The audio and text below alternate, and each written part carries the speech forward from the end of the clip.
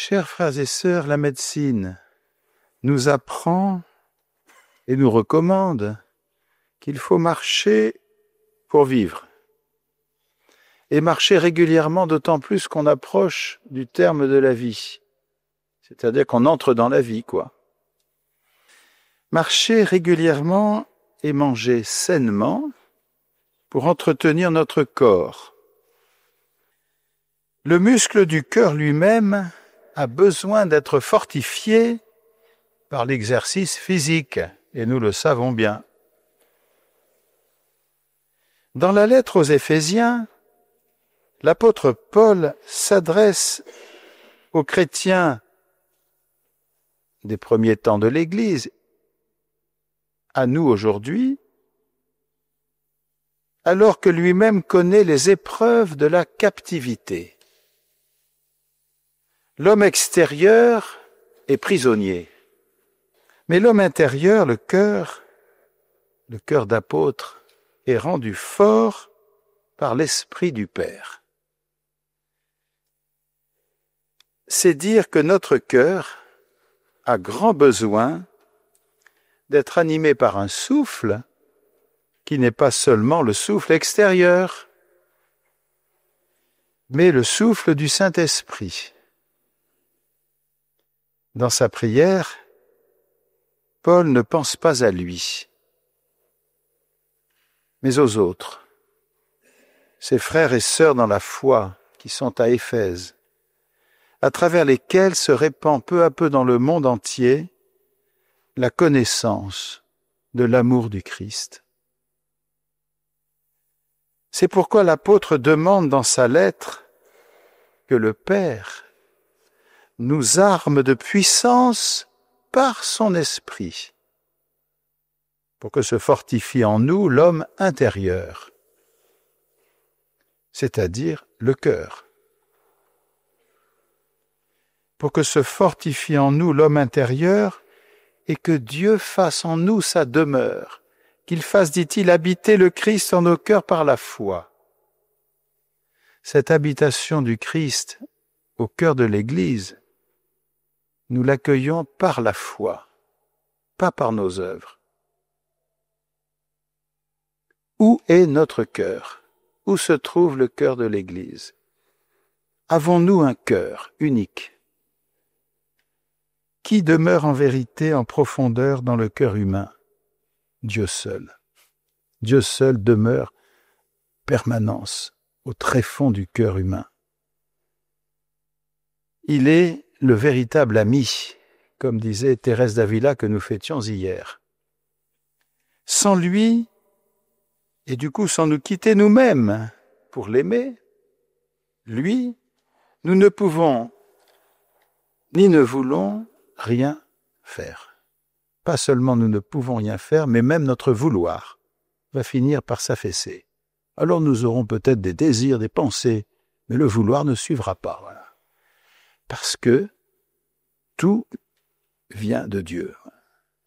Et la sainte que nous fêtons aujourd'hui, saisie par cet amour premier du Christ, contemplé dans l'Eucharistie, reçu dans l'Eucharistie et suivi dans la vie concrète, ô combien concrète et difficile, d'une ferme pas loin d'ici, nous apprend qu'il faut se quitter soi-même et que le véritable oubli de soi permet l'accueil, évidemment, de celui qui est le tout autre, venant habiter le cœur du monde et le cœur de chacune de ses créatures. Nous réalisons que sans lui, c'est la place pour un autre souffle que le souffle de l'Esprit Saint, souffle de nos méfiances, souffle de nos paresses, souffle de nos hésitations, de nos rancœurs, des replis égoïstes ou orgueilleux. Tout cela fait obstacle à la vie du Christ en nos cœurs, ne permet pas la libre circulation du sang. Et du coup, nous ne faisons même plus d'exercice. Je parle ici de l'élan de la vie chrétienne, de cette course de la charité dont parle François de Sales et tant d'autres saints et saintes. Nous réalisons combien nous aimons peu, pas assez, et parfois mal. et combien nous peinons sur le chemin de la véritable vie. À cet endroit, il y a un carrefour. Soit nous nous enfonçons dans le découragement ou l'isolement mortifère, soit nous nous précipitons avec confiance dans le cœur de Jésus, répondant ainsi à son invitation unique, tellement délicate, qui ne fait pas de bruit, qui ne remue pas forcément les plateaux de télévision, qui n'agite pas forcément les imaginations tout de suite, peut-être même pas du tout. Reconnaissable parmi toutes cette voix du bien-aimé, venez à moi, vous tous qui peinez sous le poids du fardeau, sous le poids des exigences de l'Évangile, pour qui la pratique de la charité n'est pas tout de suite facile, et que ceux qui pensent que c'est facile lèvent la main tout de suite. Et pourtant, le Saint-Esprit vient rendre peu à peu cette vie, le fardeau devient léger, ce qui est très mystérieux. Mais il y a combat, il y a épreuve, il y a conversion à vivre. Oui, venez à moi, dit le Seigneur, vous tous qui peinez dans l'obéissance au commandement et à la parole de Dieu. Moi et moi seul, je vous donnerai le repos. Alors, quel est ce repos? Ce n'est pas le repos du retrait du monde. Ce n'est pas le repos de la sieste continuelle, même dans le sud. Ce n'est pas le repos des enfermements dans les chapelles, au sens figuré du mot. Disons des isolements protecteurs. Ce repos est la vie de Dieu en nous, rien de moins. Ce repos est le sommet de la création, la raison d'être de l'œuvre créatrice de Dieu. Il est la paix véritable, la paix de ce qui est remis dans le sens de la vraie vie, dans le sens des relations fraternelles authentiques avec les autres. Il est la tranquillité d'un cœur et d'un esprit réconciliés, pouvant se donner enfin librement, aimer librement, pouvant enfin parler avec simplicité, sans arrière-pensée et avec confiance. Il est cette paix que nous trouvons bien sûr dans l'adoration et dans la vie entière. Le fondateur, avec Jeanne de Chantal, de l'ordre de la Visitation, écrit ceci.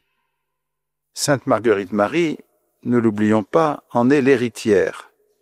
Vous me demandez comment les âmes qui sont attirées dans l'oraison à cette sainte simplicité et ce parfaitement abandonnement à Dieu se doivent conduire en toutes leurs actions. Comment les âmes de prière doivent se conduire en toutes circonstances dans le monde actuel. Je traduis.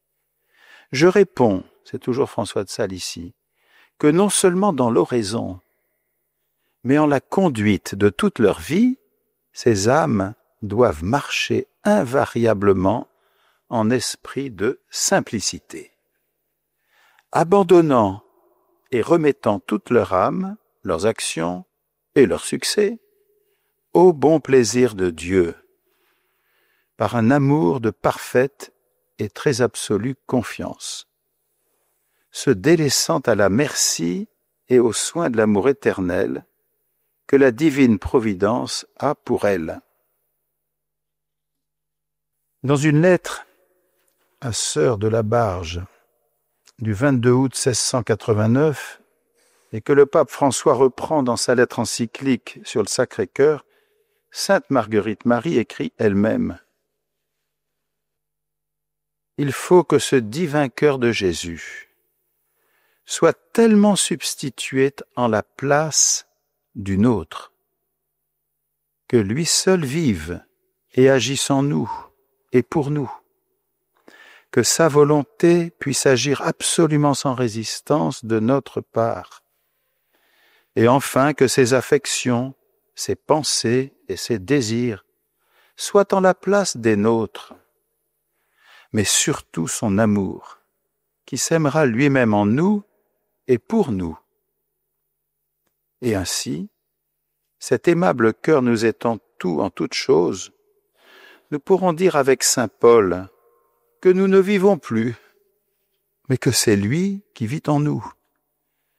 Frères et sœurs, demandons cette confiance entière, cette confiance simple, en l'amour actuel dont Dieu aime toute sa création, nous aime personnellement chacun, dans le Christ Jésus, dans son cœur unique. Demandons cette confiance. Demandons de suivre mieux et continuellement le Christ doux et humble, qui nous fera trouver le fardeau léger parce que nous n'aurons plus un cœur divisé, ni craintif, ni coincé, mais un cœur qui non seulement entraîne le corps tout entier pour marcher, mais même, comme dirait saint Benoît, pour courir sur les chemins de la charité.